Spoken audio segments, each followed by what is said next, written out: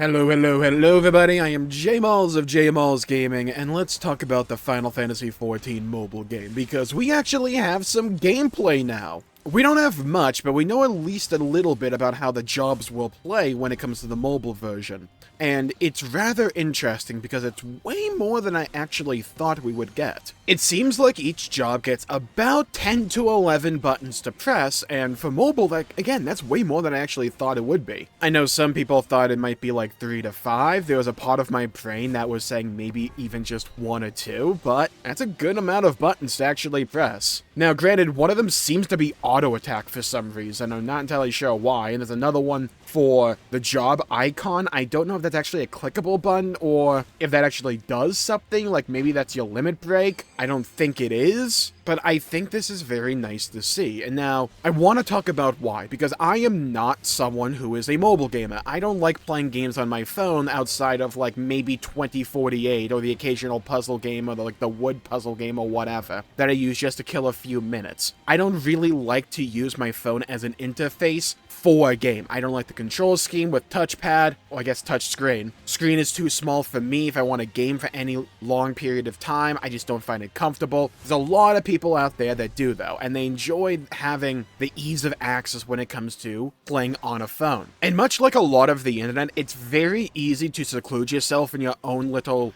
bubble and be kind of blind to how other people may think about a certain topic or how they may want to consume their gaming. There's a lot of people out there that like to play on their phone. They may play more traditional forms of gaming, or they may just only play on their phone. And there's a lot of markets out there in the world that are predominantly mobile. So when it comes from a business perspective, it doesn't really surprise me that Square Enix wants to get their big hit of Final Fantasy XIV available in some way, in shape and form on that device and on that platform in general. That doesn't really surprise me. What does make me optimistic is that this seems to be a genuine effort to make a version of Final Fantasy XIV that is inherently designed for mobile. It's a separate version, with its own separate team and studio, I believe, working on it. So it's not like Square Enix are taking developers off of Final Fantasy XIV, to my knowledge, to work on this mobile version. It's a version of Final Fantasy XIV built, again, I hope, from the ground up to work and interface inherently with mobile. One of my biggest issues with mobile gaming for the longest time have just been that the games available to me have either been lackluster,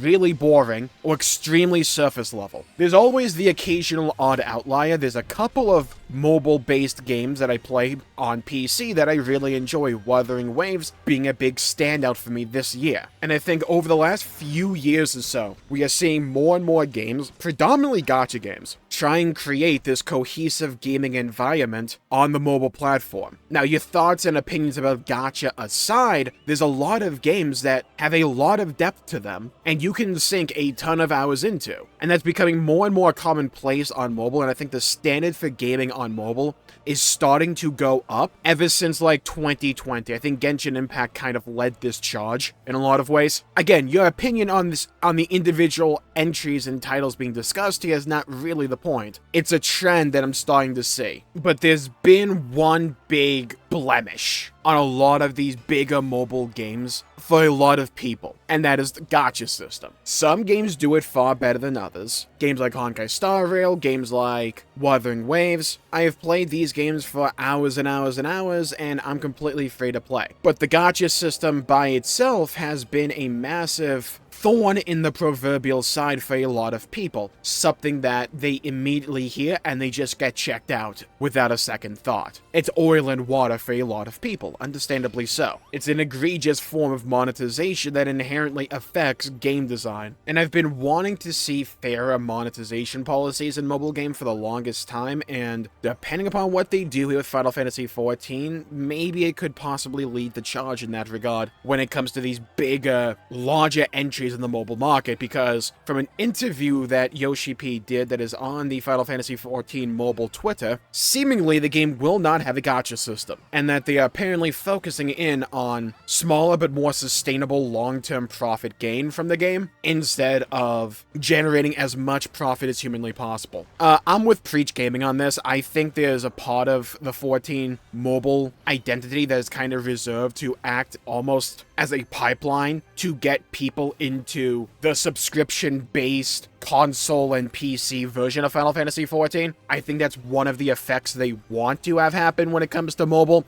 I don't think it's the only one, though. I just think it's a chunk of the pie, probably not even a big chunk, but I think it is a chunk of the pie. But with how many abilities are seemingly available for each of the jobs at any given time, I am not reading too much in the lack of movement in these class showcases, by the way.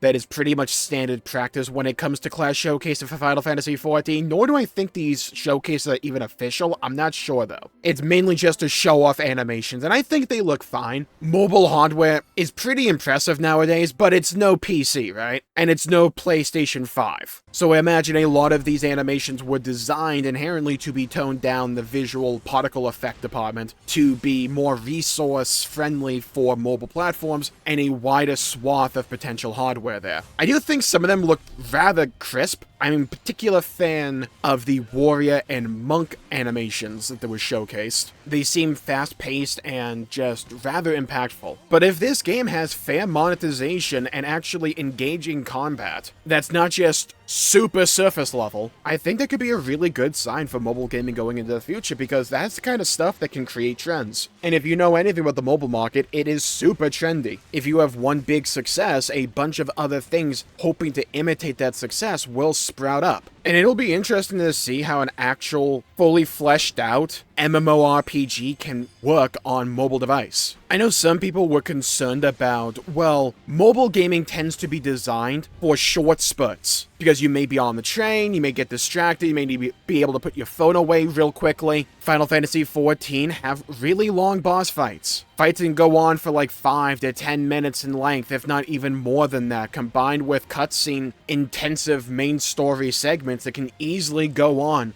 for like 20, 30 minutes. How do you convert that to be friendly to a mobile platform? It's a good question to ask, and Yoshi P did touch upon this in the interview. I'm going to leave a link in the description down below to that, by the way, if you want to go check that one out. But I honestly don't know if you really need to do all that much. For cutscenes that go on for a long, long time, I don't think it'd be that impossible to just insert a brief section periodically throughout them that's saying, hey, do you want to stop right now? Do you want to take a break? What's going on here? Do you want to just pause the game here, like create a save state in this cutscene right here? Or instead of like playing 5 cutscenes back to back to back to back to back, insert stoppage points throughout and you can just go back to the NPC and continue the cutscene from there. I think there are ways to go around this issue. It'll be interesting to see what their solution is, if there's any solution at all. Because they could just say, if you log out in the middle of a cutscene and log back in, you'll just start right back from where you left off in the cutscene and not feel the need to adjust it much, if at all.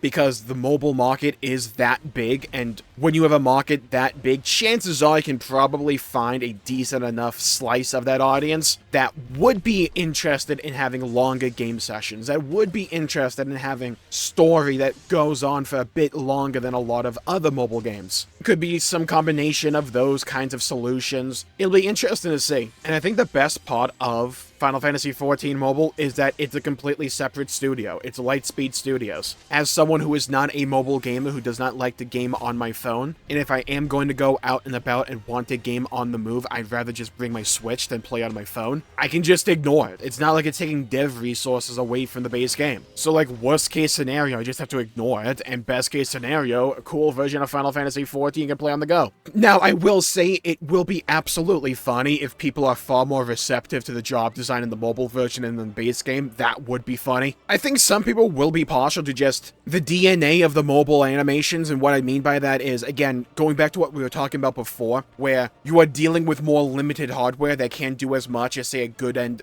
gaming PC or a high-end console. And Final Fantasy XIV can be a very flashy game with a lot of particle effects, and if you have to tone those down, well, those toned-down style effects might be more well-received to certain people just because of basic preferences. I mean, there's some animations that were shown in the class showcase that I wouldn't even mind seeing come into the actual game at some point in the future. Like the Gearskogul on Dragoon. I prefer the base Gearskogul, but if it came in the form of a new ability, the little spikes that come out of the ground, I think that could be really cool. Dragoons jumping instead of charging, what a concept. What I imagine is the Warrior Fellcleave being an actual, like, buzzsaw was pretty slick. I liked it. So yeah, I'm actually optimistic about this. I would like to see some unedited gameplay, like an entire boss fight, and just see how the flow of the game is and how it works. I want to see how movement is, because if you look in the class showcase in the bottom left corner, there does seem to be some kind of digital joystick for movement. I wonder how the camera is, if it's locked to whoever you're targeting, or if there's another joystick somewhere on the screen that I'm not seeing. And I just want to see how the combat flows, and how it looks with everyone playing at the same time. And also how it runs. That will be a big one, because imagine going to Limsa Lominsa or the Gold Saucer, and the game just becomes a PowerPoint presentation because your phone's like 3 years out of date. And then naturally I want to see what the actual monetization will be for Final Fantasy XIV Mobile. I imagine it'll be like an extension of the online store that we already have. I imagine they'll sell outfits and glamour or mounts and stuff like that. I don't know if I want to give them ideas, but maybe there's a stamina system, I don't know. And maybe you get like one weekly lockout for all the instances, but if you want to just keep spamming a singular instance over and over again, maybe you could like throw a few dollars to the game and clear out the instance for the week. Maybe the monetization will be more like that. It'll be interesting to see. I think the best case scenario is that they absolutely nail the landing with this game, that it's fun, replayable, and immersive all by itself. It attracts a big and sizable enough of an audience to where it becomes a trend to move away from gacha as like the only way to monetize a mobile game, or at least the big one. Pushes mobile gaming to far more fair monetization policies, though I do feel like that's just ungodly amounts of copium there. Like off the shot levels of hope. But hey, let the dreamers dream. Leave a comment down below with your thoughts on Final Fantasy XIV Mobile and who or what job had your favorite animations. I'd love to hear your thoughts and hear your opinions and hear your perspectives. With that, I think I'll call the video there for the day. Thank you all for tuning in. My pleasure for making the video. If you enjoyed it, please leave a like and subscribe. It'd really help the channel out and help support future content, and I greatly appreciate it. Stay safe, have a great day, and I'll see you all next time. Bye-bye, everybody. Until we meet again.